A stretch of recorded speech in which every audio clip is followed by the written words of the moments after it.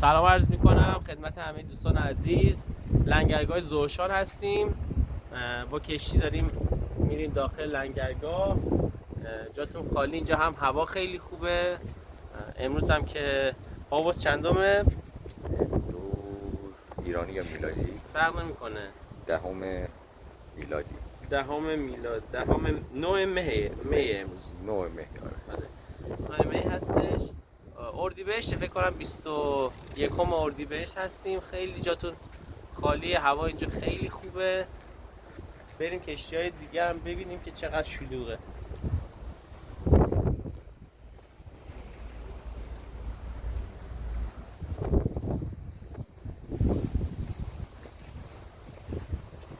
پر جزیره است.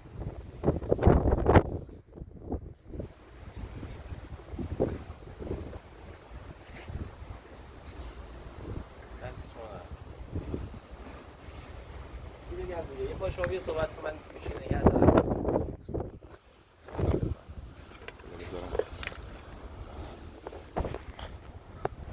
ایشون بوسن کشتی هستن. من صحبت کنم. بفهمه جزیره زیبای زوشان که مرکز تعمیرات کشتی یا همون درایداک کشتی ها هستش. کشتی ها بیشتر میان برای تانک کلینینگ و تعمیر کردن بعضی از قطعات اینا میاد. جزیره زیبا و قشنگ، هوا عالی. امروز با آقا میثم گل ایتیو کشتی دلوین فوروارد هستیم، استنبای هستیم. این طرف جنگل‌های سرسبز مثل شمال نمونه قشنگ و از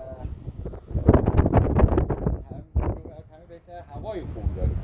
آره واقعا هوا خیلی جاتون خالیه. داخل کاخ ما از کانال داریم میریم بیرون، چند روز لنگر بمونیم دوباره بیایم داخل.